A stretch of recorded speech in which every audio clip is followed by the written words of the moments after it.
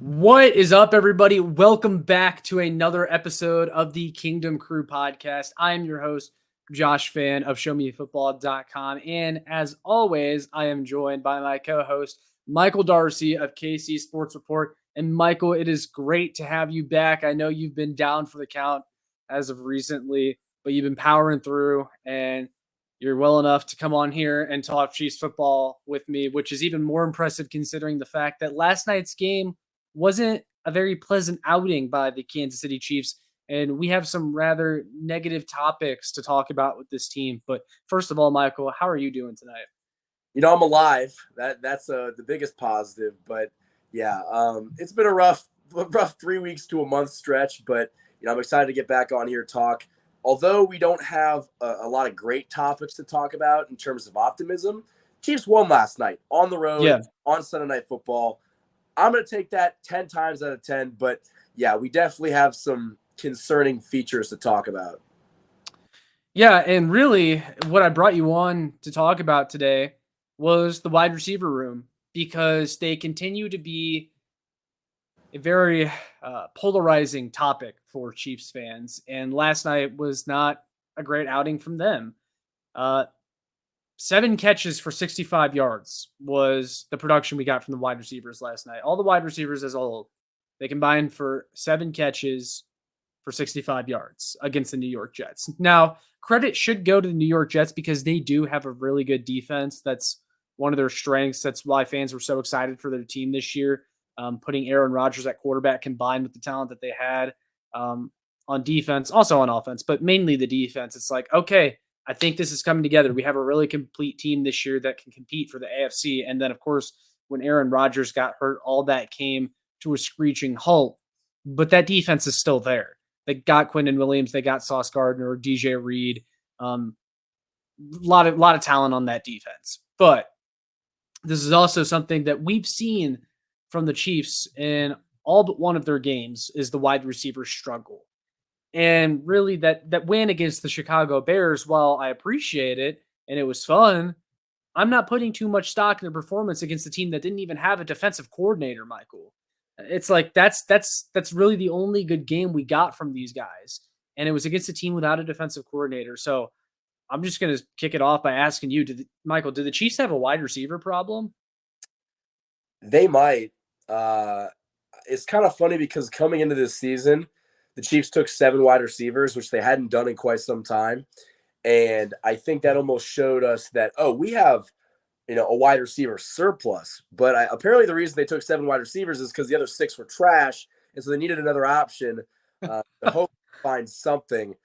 I don't know, man. It's been really weird watching this football team because while the wide receivers weren't great yesterday, we saw Patrick Mahomes make a couple very uncharacteristic plays and throw 2 interceptions to the defense, underthrowing wide receivers. Like, that's something that we never. Yeah. If anything, Patrick Mahomes is throwing that ball 50 yards over their head rather than short. So that was weird. But yeah, these wide receivers, man, they leave a lot to be desired because while, you got guys that are up and coming like Rashee Rice, he's still dropping passes. Kadarius Toney, who we've been projecting to be our number 1 wide receiver. I mean, he's touching the field, but he's not really making an impact in these games. And if he's not making an impact when there's nobody ahead of him, maybe he's not the guy that we thought he was. And Skyy Moore has just kind of been meh. This wide receiver core has been very strange. Well, we'll get to all the wide receivers individually, but looking at the tape, watching the game from last night, what I see is a group of wide receivers that struggles to get open. They struggle to beat man coverage. And last year with Juju Smith-Schuster in the fold, that was like when the team traded Tyreek Hill and then they brought in Juju and they kind of rebuilt the wide receiver core, there was a step down from this team's ability to beat man coverage. And that's expected when you trade a guy like Tyreek Hill. But this year, it's been even worse, and the problem has only been amplified because you don't have a Juju Smith-Schuster. Because even though Juju Smith-Schuster is not what you would call an upper echelon receiver in this league, he was pretty good that's the category I would put him in, is pretty good. He had 900 yards last year for this team. He was a wide receiver that had a track record of proven production, and we thought he could come in here and be the number 2 option behind Travis Kelce in this offense. And he fit really good in that role. He fit really well in that role. Now, I'm not saying the Chiefs should have re-signed him, because it seems like the knee issues were something that the team was scared of, and that's why they didn't bring him back, despite the really affordable deal that the New England Patriots gave him. But it's like, now you don't even have a Juju this year. Like, who's the Juju this year? It can't be MVS. MVS was on this team last year, and we've seen MVS in kind of this wide receiver 1 role by default is not as productive because, well, he's MVS, and he ideally should be a number 2 or a number 3. And last night, the offensive line wasn't great, committed a lot of penalties.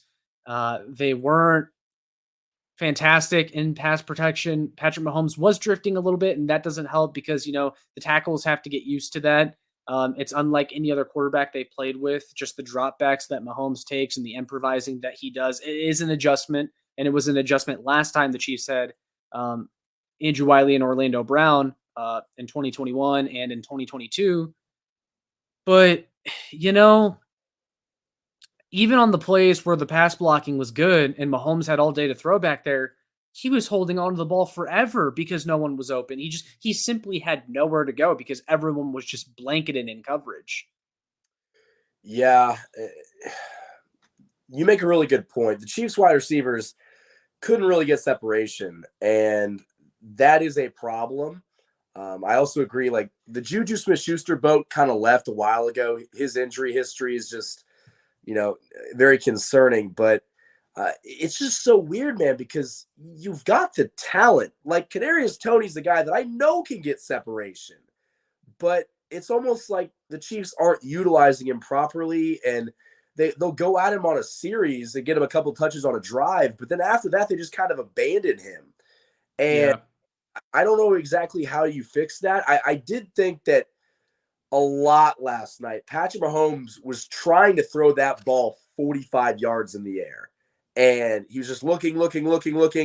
His guys couldn't get open, and he ended up, having to throw the ball away or throw it short. But it just seemed like, sometimes I think the offensive struggles can get boiled down to the offensive play calling. That definitely didn't help the wide receivers last night.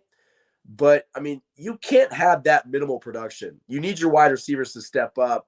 And I know that Travis Kelce had a solid game. I think he had like 6 or 7 catches for 60 yards. 60 yards, yeah. Not terrible, but also not like a 100-yard game. But, Isaiah Pacheco really put the team on his back last night, and that's amazing. But in weeks where Pacheco isn't going to do that, you need to get production from your wide receivers. And I think right now, both you and I are concerned that maybe our wide receivers aren't capable of doing that. Yeah, all I got to say is thank goodness for Isaiah Pacheco. I don't know what the results of that game are last night without him. You mentioned Travis Kelce, and it's impossible not to bring him up, even though we're talking about wide receivers, because I can't help but point out the fact that Kelce looks like a 34-year-old tight end. He looks slower, and I know he had that injury to begin the season, and maybe it's safe to assume he's not 100%, but even still, with the wide receiver group playing the way it is, you're basically asking Kelce to have 100 yards every single night, and I don't think it's not a reasonable ask at this stage of his career. It's also not a reasonable ask because you have no one else that scares defenses to where they feel like they have to double cover them, or they can focus all their attention on Travis Kelce, and they're like, okay, Skyy Moore, okay, Rashee Rice, beat us. Teams can do that. And looking at the wide receivers individually, because I have issues with just about all of them. Yeah. I'll start with Rashee Rice. Rashee Rice, I think, is the most talented receiver that this team has right now. Maybe you could still put Kadarius Toney up there just because of the ability to make guys miss and all that. Like it's special, but Rashee Rice is the shiny new toy in a sense, and he's explosive. We've seen him with the ball in his hands. He almost is like a running back once he gets the ball in his hands. But the problem is getting the ball in his hands. The drops are becoming ridiculous. It's getting to a ridiculous point. It's like, dude, you've got to catch the ball. And I'm starting to become concerned that the Kansas City Chiefs have drafted a wide receiver that cannot catch the ball. And it really pains me to say that because I like Rashee Rice, man. Like, I really do like him as a prospect. And I know he had some drops at SMU, but they were never this bad. I don't remember them being this bad whenever I was looking at his draft profile. And here we are. And it seems like every game this guy has one or two crucial drops. And I'm starting to become concerned. And you almost hope it doesn't become another Skyy Moore over, and we'll get to Skyy Moore, but you almost hope it doesn't become another Skyy Moore over George Pickens or McCole over DK. Hopefully it's not, we took Rashee Rice over Marvin Mims of the Denver Broncos, who's been an absolute stud. Yeah, Rashee Rice, the drops are starting to pile up. And I think it was kind of easy for us to say, okay, it's just the preseason. Like once he gets, a little bit more acclimated, he's going to be fine. But the drops are starting to follow him into the regular season games, and that is a problem. But like you said, when the ball's in his hands, he's so quick and he is just so explosive that it almost makes you think, like, can the Chiefs try to just hand the ball off to him or get him involved in like jet sweeps and end arounds? But you're going to have to find a guy that can consistently catch the ball. And that's been a problem all year. But yeah, Rashee Rice is definitely going to have to fix that problem, because right now the Chiefs are looking for anybody to lean on. It could be anybody. They're not in a position where, they're not going to, give everything to a rookie like they probably did with Skyy Moore. Right now, I think Andy Reid and Matt Nagy are probably sitting up there saying, you know what, whoever could be a producer on this offense, step forward. It doesn't matter what tenure, what year you are. If you can do the job, you can do the job. Because right now, to your point, Travis Kelce looks banged up. He looks like a 34-year-old tight end. And it really looks like right now the Chiefs are searching for answers and nobody has volunteered to answer. For sure. I got to throw this in on Travis Kelce, and this is the Kingdom Crew podcast. So, I mean, all topics are on the table, even though this is focused on the wide receivers. But I haven't talked to you since Taylor Swift started showing her face at Chiefs games. I know you said you theorized that might not be real. Well, does it feel real now, Michael? And by the way, did you know that Travis Kelce is dating Taylor Swift? I'm not sure if you knew. Oh, I actually didn't know, but thank you for telling me. No, quick digressing a little bit, but I was at the first game that Taylor Swift was there. And oh, yeah, I forgot you were at that game. Weirdly enough, I actually saw Taylor Swift. And man, when I tell you that I'm around a lot of high-profile athletes. I'm not a Taylor Swift fan to begin with, so I'm not really like, whoa, like, holy cow. Right. But seeing the amount of men, women, and children lose their mind over this woman, it was insane, man. Like, I was just standing there next to the suite watching the game. I was trying to watch the game, and you had moms and daughters and even like dads like just pointing their phone, recording this woman through 3 layers of glass and just freaking out. At one point, me and my coworkers were like, "Oh my God, Taylor, she's right there!" We're just freaking people the fuck out because they were, my bad. They were just. Yeah, it's okay. It's okay. We can throw a 4-letter word in there. It was like mass hysteria. Like the way that people just react to seeing her in the building was absurd. But it's funny that you said that, because last night I talked about it in my post-game show. I tried to talk about it because I couldn't really speak, but I'm really getting sick of it. I have no problem with Travis dating Taylor. Whatever, man. I don't care. But it's almost like the game on the field has become second to Taylor Swift being in the building. Oh, and yeah. I understand that with a person of the magnitude like Taylor Swift is, like, she's the biggest pop icon on the planet right now. But, man, I'm just trying to watch the football game. After every single, Chiefs touchdown, they pan to Taylor Swift. Going to commercial, they pan to Taylor Swift. I can go without seeing that. Mention it 1 or 2 times and move on. Like, they're even talking about it on the broadcast. And it's like, are we going to deal with this all season long, every game she goes to? Yeah, and the thing is, if she was just a celebrity attending the game just because, she was a fan of the NFL or something, I feel like it would be a couple camera points over to her and maybe someone mentions, oh, yeah, Taylor Swift's in the building tonight. But the fact that she's dating Travis Kelce makes people want to talk about it even more.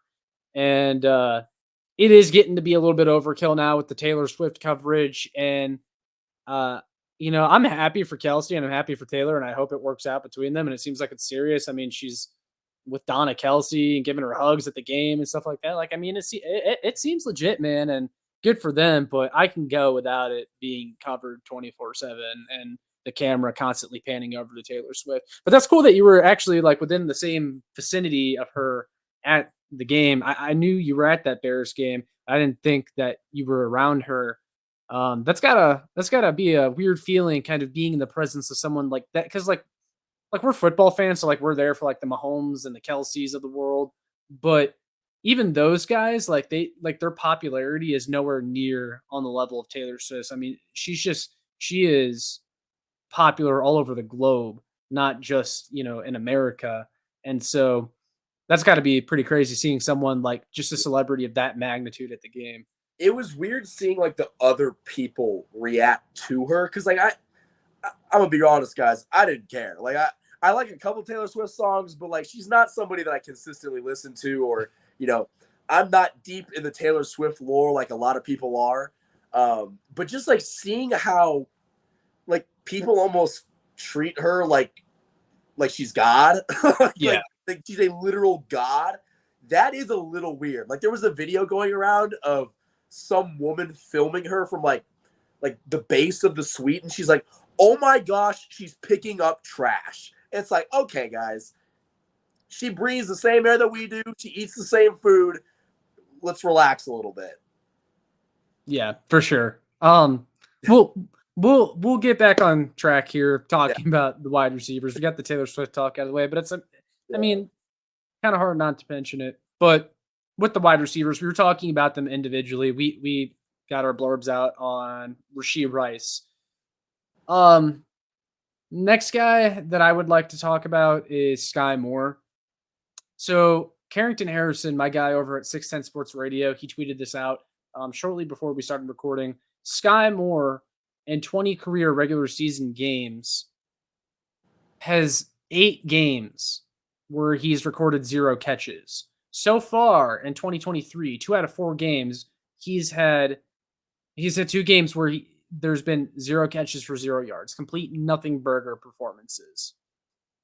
And I'm starting to get worried. I know after the Jaguars game and the Bears game, I was like, okay, Skyy Moore was solid. I think he had like 70 yards against the Jags and then 40 yards against the Bears.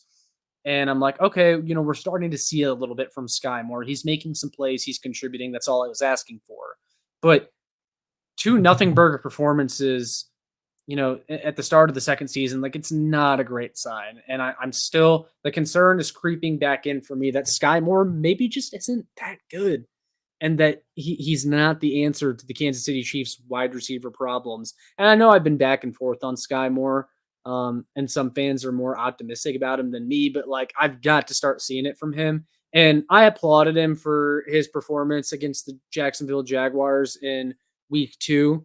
But at the same time, almost all those yards, not almost all of them, but like a very good chunk of them, a majority of them came on a broken play to end the game. That big play where Patrick Mahomes got Skyy Moore down the field for a first down, pretty much ended the Jaguars game. But it's like outside of that, what has he done? Like he's starting to run out of time to make me believe. I don't know. What do you say, Michael? Are you still a believer in Skyy Moore, or has your confidence wavered as much as mine has? I think it depends what you mean by believer. I've never really been one to think that Skyy Moore was going to be a superstar. I think right now we're having the conversation of whether or not he's a bust completely. I think there's still time, but like you said, in a season that has had so much unpredictability from the wide receivers, you can't find a way to make a catch in half of the games. Like, what's going on? And that's why, Mm-hmm. particularly with wide receivers, it always to me comes back to the offense and how they're being utilized. And I think so far this year, there's been a lot of mismanagement and, just guys not being utilized properly. I don't know how to utilize Skyy Moore, but I also know that he's got to get more than 2 targets a game. So it's kind of like if you're going to, complain, I guess, about there being no wide receivers producing, you're not really giving guys opportunities to produce. And part of it, we're coming off of a performance where Patrick Mahomes only completed 18 passes. So last night might not have been the best sample size to really talk about, especially when 6 of those 18 passes went to Old Reliable and Travis Kelce. But again, it's like the Chiefs have so many question marks in the wide receiver room, and nobody, and specifically Skyy Moore, who should by tenure be one of the go-to guys. He's been here long. Yeah. Darius Toney and Rashee Rice. Has he not earned the trust of Patrick Mahomes? I'm not sure, but when I look at Skyy Moore, I see a guy that's better than MVS, and I don't know why MVS is getting the same sample size as Skyy Moore, when I think Skyy Moore's got to be a guy that you try to at least force feed something to get him going, because it's just I don't think MVS is anything special, but you could have something with Skyy Moore. Yeah, I get what you're saying a little bit. It's like you would like to see him eat into the snap counts of other receivers, or really anyone eat into the snap count of like MVS. And like I've always been an MVS guy. I think he's playing on a really fair deal, team-friendly contract, and people just have too high of expectations for him. And like he's being put in an unfair position this year because he shouldn't be a top 2 receiver on a really good team, but unfortunately he is. And I'm not going to run through every single receiver. I'm not going to get all the way down to like Justin Ross and like Richie James, and like those guys haven't really done anything. But beyond like Rashee Rice and Skyy Moore and Kadarius Toney, and like, the scouting report is kind of out on them at this point. You guys know what the deal is with them. Kadarius Toney, like the talent is through the roof and everyone seems to love him, but staying healthy and getting touches seems to be a problem. I don't know. With the other guys, like your Richie James and your Justin Watsons and Justin Ross, it's like I feel like we should have seen this when the Chiefs kept 7 receivers this year. We were excited about all of them individually. We did acknowledge that it's a lot of talent and potential, but it's also a lot of unknown. And unfortunately, this is what comes with the unknown, that maybe these guys just aren't that good, and you kept 7 receivers because you didn't think the other 5 were good. Yeah. No, that definitely could be the case, because we're 4 weeks in, and have we had a wide receiver get over 100 yards in a game? I know that's probably pretty hefty. I don't think so. But I don't think so. Yeah, that's kind of an issue, especially because Patrick Mahomes has been throwing for yards. It's been really slim pickings for the Chiefs wide receivers. And I think part of it is that it's a very new thing for half of them, I guess, if you want to look at Richie James, Justin Ross, Rashee Rice. Those guys are all brand new to the team. But it's almost like we knew the Chiefs didn't have a number 1 wide receiver going in this group, but it's almost like the Chiefs don't have a number 1, 2, or 3 wide receiver. It's like the Chiefs have a bunch of 4s and 5s that are just playing like wide receiver 4 and 5s, and you need somebody to step up. And part of, understanding your talent and roster is being able to say, okay, we are deficient at this position.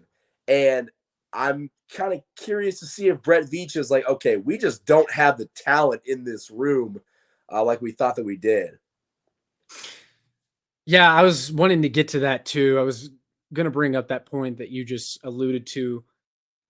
At some point, Brett Veach has to answer the question, does this warrant bringing someone in? And it is a little bit early. And I said this last night in my post game. These guys were always going to require a little bit of patience. Yes. But the ability to, or the inability to get separation is what scares me, because usually those, like, you have your guys typically when they come to the league that they usually have a strength, whether it's against man coverage or zone coverage. The great receivers in this league are great against any sort of coverage, man or zone. And then it's like everyone else, they're either a specialist in zone or a specialist in man. And unfortunately, all these Chiefs receivers are good in zone, but they're terrible against man coverage. It's like when it's man coverage, these guys just they can't beat their man one on one. They can't get separation. And it's a scary place to be in. And it's not something that I think is just going to go away and that these guys are going to get better at because it was a problem last year. And it's mainly the same group of guys minus Juju. And Juju was actually one of your better man beaters last year. He was still better against zone, but like Juju can make a contested catch. And you lost some contested catch ability in Juju. And I think the Chiefs brought in Rashee Rice because they thought he was someone that could kind of fill in that role. But I saw a stat earlier today actually on Twitter, and it was like Rashee Rice against zone coverage is 11 for 11 for however many yards. And then against man coverage, he's been targeted 5 times for 0 catches and a drop. It's like Rashee Rice, it seems like with him, anytime there's a defender like within 3 feet of him, he just drops the ball. Like he's not catching it unless he's wide open, basically. Well, I remember coming out of the draft, Rashee Rice couldn't get separation. That was like one of his main knocks is that, he's a jump ball wide receiver. But as I said, the reason that guys are jump ball wide receivers is because they're not getting the separation they need to not get in jump ball situations. And I think Rashee Rice for, not being able to get separation, you can't not get separation and not catch the football. Those are two things you cannot put together. And when you do put them together, you're not get a bad wide receiver. Yeah. And like, I'm not saying Rashee Rice is a bad receiver. I love the potential, but he's got to be able to catch the ball, man. And where he really thrived in college, and I think this is an area in which he will improve. A lot of his big plays came in college from beating his man off the line instantly with his get off, his acceleration, and then making the catch, and then being a beast after the catch. The get off the line and beating press coverage, that's something that's just going to come later on with Rashee Rice. And I think he'll start to get that figured out. And then he'll start creating more big plays, and Patrick Mahomes will be targeting him and he can get his yards after the catch. But as of right now, the Chiefs are asking him to go out there and run these routes and get open and make these catches down the field. And unfortunately, he's not providing that. And Skyy Moore isn't providing that.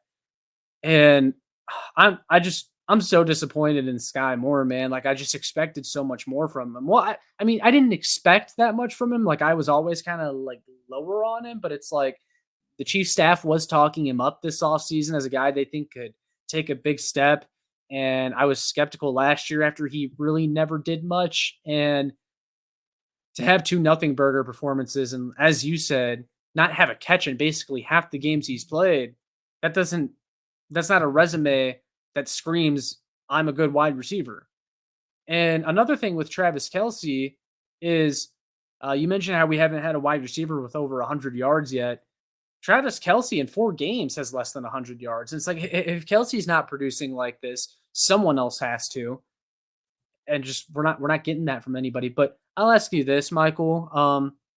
Do you think we're being a little too hard on these guys? Do you think this is something? Because like I know last year we had some concerns with like the wide receivers early on, and we had concerns with I want to say our pass rush. We complained about them just a little bit to begin the year, and it's like those things got better, and then we just kind of stopped talking about it. And the Chiefs wide receivers did enough for this team to win a Super Bowl. The pass rush ended up finishing second in the league. Is this a scenario like that where it's just early? These guys require patience, and we're just being a little impatient, or I mean, do you think there's legit reason to be concerned? Because like what I said in my post game last night is I think Chiefs fans have to start at least preparing for the idea, for the possibility that these wide receivers just are not the answer. And I've been seeing some talk on Twitter, like the Chiefs among all the contending teams by far have the worst wide receiver core. And like I look at the other contending teams like the San Francisco 49ers, and they at least have a Brandon Ayuk. You look at the Bengals, even though they're struggling, they're not out just yet. They have Jamar Chase, they have T. Higgins, the Bills have Stephon Diggs, and it's like, can we get a guy that's at least half as good as those players? But back to my original question, are we being impatient, or do we have a lot of reason to be concerned? We partially have a reason to be concerned because while I think the criticism of Rashee Rice, a rookie, a second rounder, is unfair right now, outside of the catching the ball. You got to catch the ball, but I think that a lot of people were expecting him to come in and have 1,100 yards. And for a rookie in an Andy Reid system, that's not fair to him. I think Yeah, the that's fair. of MVS being some guy that he's not. I mean, guys, MVS on this contract, he's a number 3 or number 4 wide receiver on a good team, and we are expecting him to be more. So the criticism of MVS and Rashee Rice, in my mind, isn't fair. Now, I think the criticism of Skyy Moore not making a jump so far is valid because we expected him to be better, and he just hasn't been. And I could also see the criticism of Kadarius Toney being valid as well because we gave up this asset for you.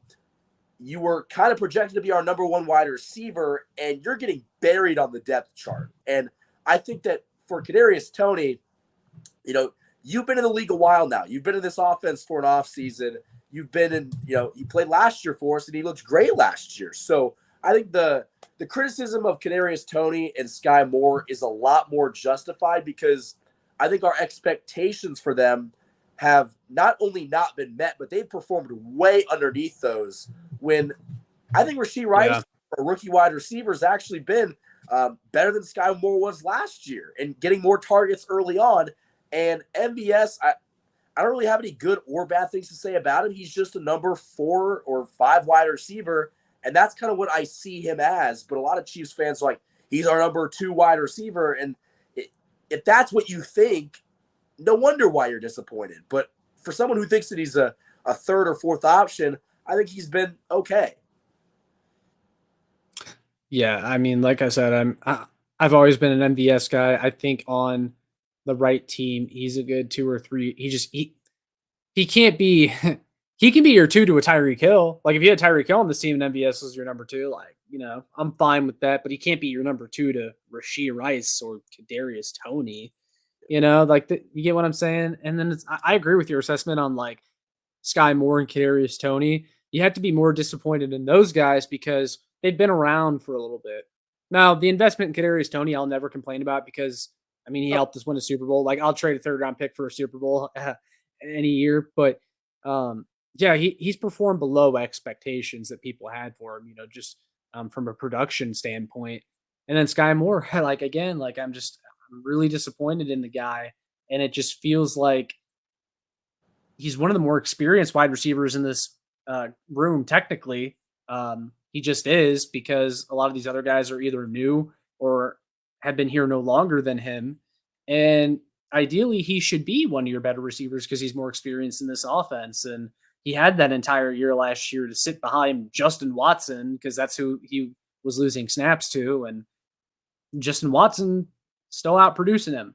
But tell you what, I didn't think we get to this point, not this early, but I do want to talk about some potential trade candidates for the Kansas City Chiefs. If it comes down to the possibility that Brett Veach says, hey, you know what? We don't have enough. I was wrong.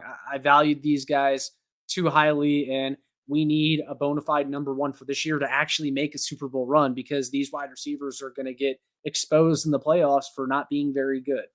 I have a short list, and I'm just going to throw you some names, Michael, and I just want like your quick reaction with these names that I give you, and just I want to see what you have to say. But I have a handful. You ready for this? Yeah. Okay. First one. This is the one that's been mentioned the most. Mike Evans of the Tampa Bay Buccaneers. Expensive. Expensive is the first thing that comes to mind. You don't get Mike Evans without paying Mike Evans, and I don't know the Chiefs' willingness to pay a wide receiver. Yeah, my first thoughts are he's unrealistic because he's a little unaffordable, but he's probably a dream fit for this team.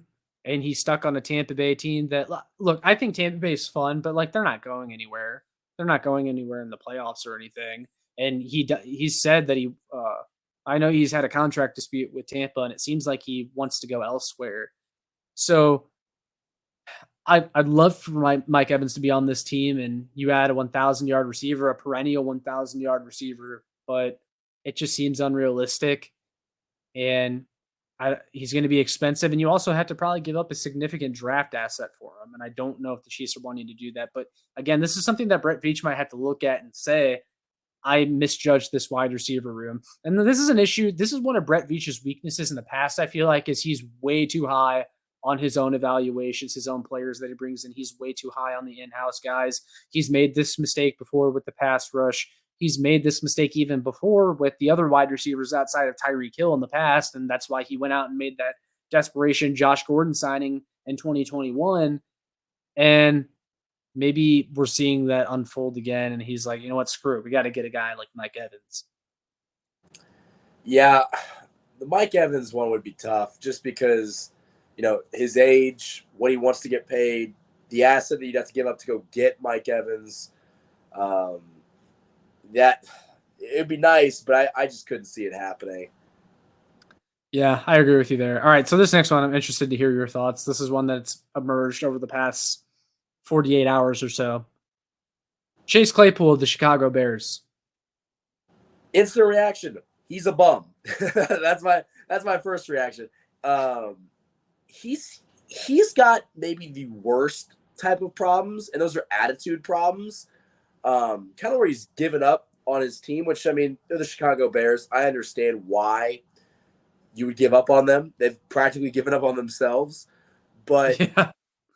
I don't know if Chase Claypool would really be the answer. I don't know how well he would fit in this system. It's funny that you mentioned a Bears wide receiver. My instant thought was, could we maybe get some like DJ Moore action? Like, what would the odds be to acquire him? What would it take to acquire him? Because listen, man, the Bears, they got the top 2 picks in the NFL draft next year right now. They're not winning anything substantial. They just blew, what was it? Was it 28-7 lead against the Broncos? Like, the Bears are a dumpster fire, and I think they can clean house. We've got to connect with Ryan Poles. Maybe he would throw us a bone, and maybe he could help us get DJ Moore. I don't know. I think the DJ Moore might be unrealistic just because they just traded for him, but they also just traded for Chase Claypool. So I apparently they're having a fire sale, and I would preferably like to get DJ Moore, but Chase Claypool would definitely be cheaper. I like your spin on this, and I like the idea. But the reason I don't see them trading a guy like DJ Moore is because he's much better than Chase Claypool. Yeah. And if the Bears truly had the number 1 overall pick in next year's draft, I'd imagine it'd be for a quarterback. That pick would be spent on a quarterback, and they'd move on from Justin Fields. The guy that everyone's going crazy over in next year's draft is Caleb Williams, the USC quarterback. A lot of times these teams, even though they know they're going to be bad for a little bit or they're not going to be quite Super Bowl contenders, they at least want a situation for a quarterback to come into that's attractive to play in, that, maybe you could strike lightning in a bottle. Caleb Williams goes to the Bears in the draft. He comes in next year and he lights it up, and DJ Moore is in your future plans because you want to pair him with your new quarterback. You want to give your new quarterback some weapons to use. And that's why I don't see DJ Moore being dealt. But I will say about Chase Claypool, because I wrote about this on Arrowhead Addict, he seems like the typical Chiefs move. And that's why I'm kind of like, I could see the Chiefs doing this. This seems like their type of move, similar to Kadarius Toney last year. But the difference with Chase Claypool and what makes him a little more interesting is that you wouldn't have to spend nearly as high of a pick as you spent to get Kadarius Toney. The Bears are reportedly asking for a 5th or a 6th, and I don't even think they get that. I think that's just where their starting price is at. But really, I'd be surprised if he got anything. There was even a report that they would release him if they can't find a deal, which it's like, usually when a team says that, it means the player is inevitably going to be released, because it's like you can't tell everyone that you're going to release the guy if no one trades for him and then expect anyone to trade for him. They're just going to wait for him to get released most of the time. Sometimes teams will try to trade for the guy so they have rights to him. But anyway, with Chase Claypool, there's at least a level of pedigree with him because he did have a nice start to his career with the Steelers. He had a little over 2,000 receiving yards in his first 2 years with the Steelers. He had 12 touchdowns, proved to be a pretty good red zone threat.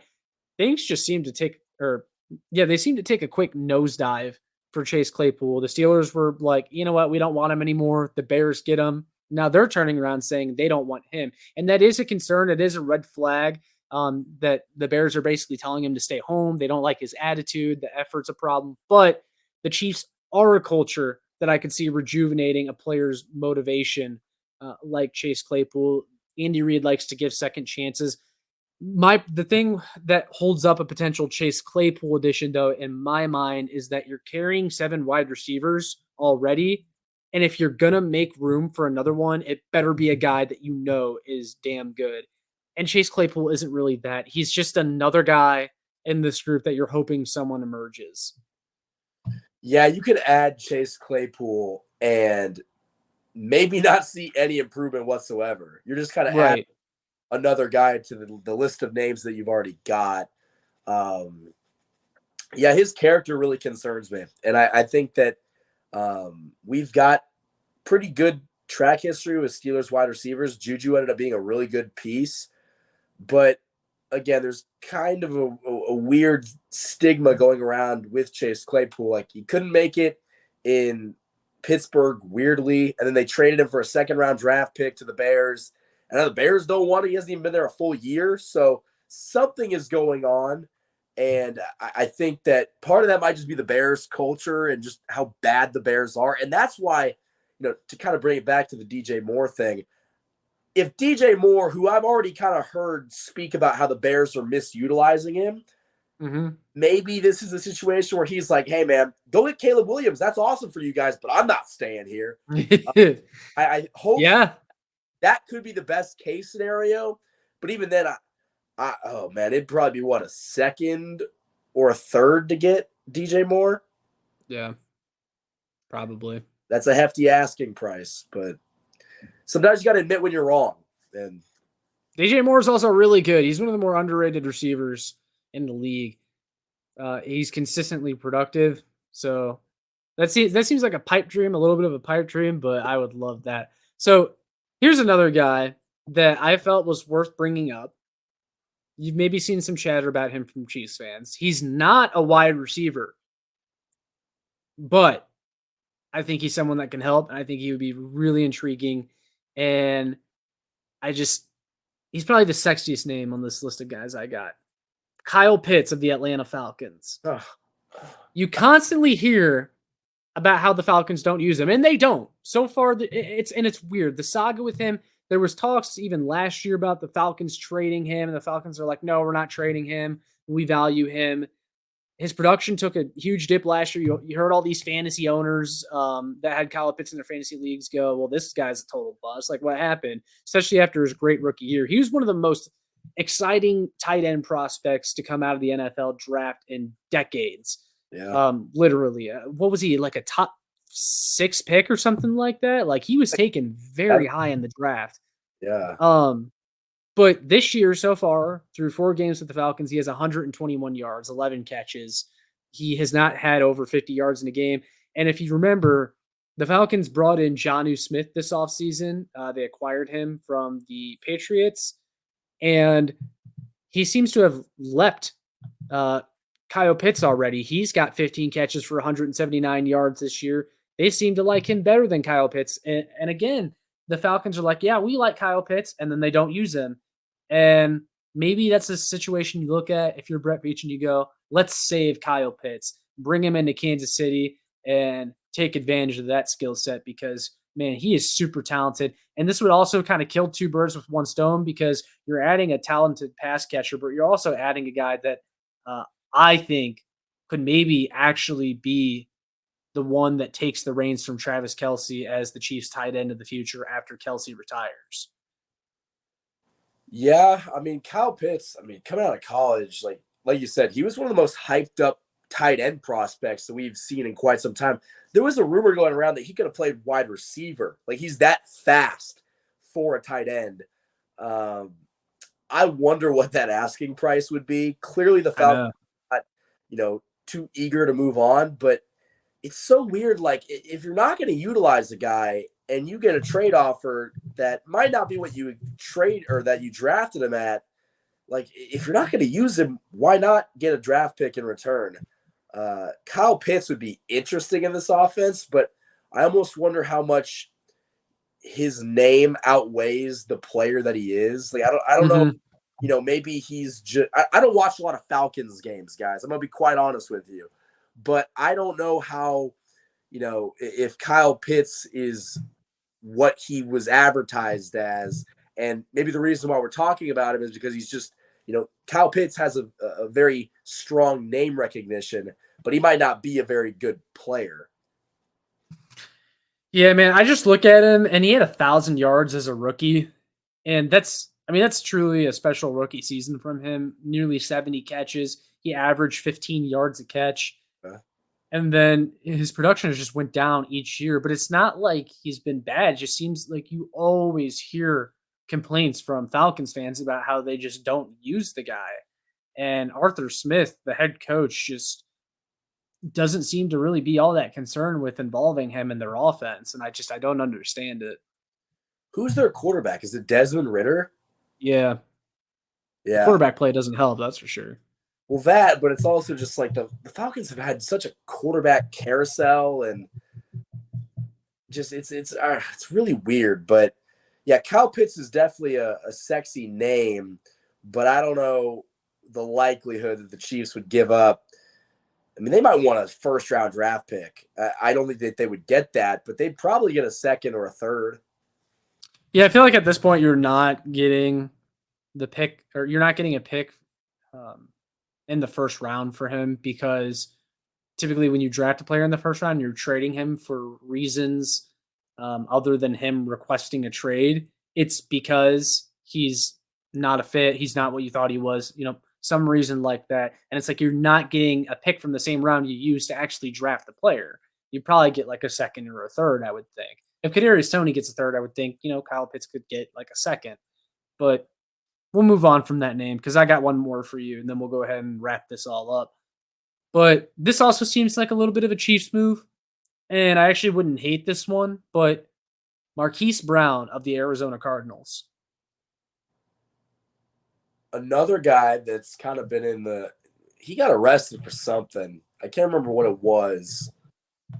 It was like speeding or reckless driving. I think it was, yes, reckless driving. Something like that.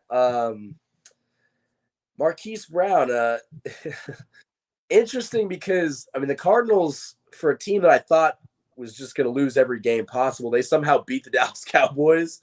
Don't know how they did that, but Marquise Brown is interesting because he's kind of a burner. I don't know. Like, I could definitely see something like that happening because he kind of fits the profile of what the Chiefs want to do. Oh, really quickly, let me throw this trade idea out. Hear me out. A guy that's familiar with the system. What if we just traded for Mecole Hardman?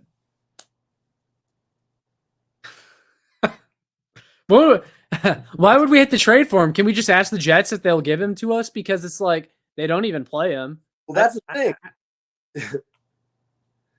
I don't know, man. But I feel like Marquise Brown is a little bit more of a better version of Mecole Hardman at this point. He's been good for the Cardinals this year. And the reason why I could see the Chiefs doing this is because, well, the Cardinals are tanking, and it's like this is kind of an awkward direction they're going in. Like, they traded for Marquise Brown not long ago. They gave up a first round pick for him. Hard to believe that Marquise Brown fetched a first round pick after a frustrating stint with the Baltimore Ravens. But looking at his career as a rookie, 584 yards. 2020, he had 769 yards. 2021, he was a 1,000-yard receiver. He's been relatively productive, and dare I say, he'd be the Chiefs' best receiver right now if he joined this team. And it's not to say that Marquise Brown is a great player, but we're kind of desperate right now, Michael. Yeah, I almost wonder, though, like, if we did add him, if the Chiefs would even utilize him properly or give him the workload to be our number one wide receiver.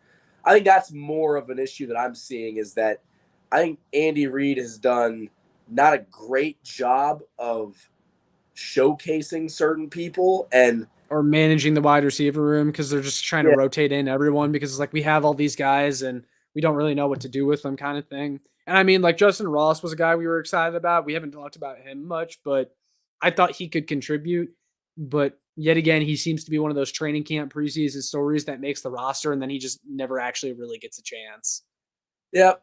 And that's management. That's literally management. And I'm not saying that Justin Ross is going to be your number one wide receiver or your number 3 wide receiver, but he's not even touching the football field. So, I mean, not to poo-poo any of those trade ideas, but I almost wonder that even if we do trade whatever to get whoever, if they come in this system, how reluctant is Andy Reid going to be to give them a chance? Yeah, because we've heard time and time again how complicated the Andy Reid playbook is and how it takes so long to learn. But I mean, even the guys that have been here learning the playbook, Skyy Moore, can't seem to be productive. They can't do anything. Yeah, Skyy Moore's been here too long for someone that hasn't done anything. Yeah, but we'll go ahead and wrap it up there. We got our wide receiver concerns out. For those of you that are listening, watching, we'd love to hear from you in the comments. What your concern level is for this wide receiver group, and just your other Chiefs thoughts down below. But that's gonna wrap up this episode of the Kingdom Crew podcast. Appreciate you all joining us once again. But before we sign off, Michael, you want to tell everyone where they can find you? You guys can find me on YouTube at KC Sports Report. Instagram and Twitter is at the Michael Darcy. Check out my stuff on the Bleacher Report mobile app. I'm going to be doing something later this week for them. And yeah, just go to YouTube, KC Sports Report. It's kind of the one-stop shop for everything. Yep, you can find me there. Sounds good. I will have all of that linked in the description down below. As for me, you can subscribe to me, Show Me Football here on YouTube. Make sure you check out my work on showmefootball.com and arrowheadaddict.com. That's all I got, guys. We will see you all in the next one. Go Chiefs.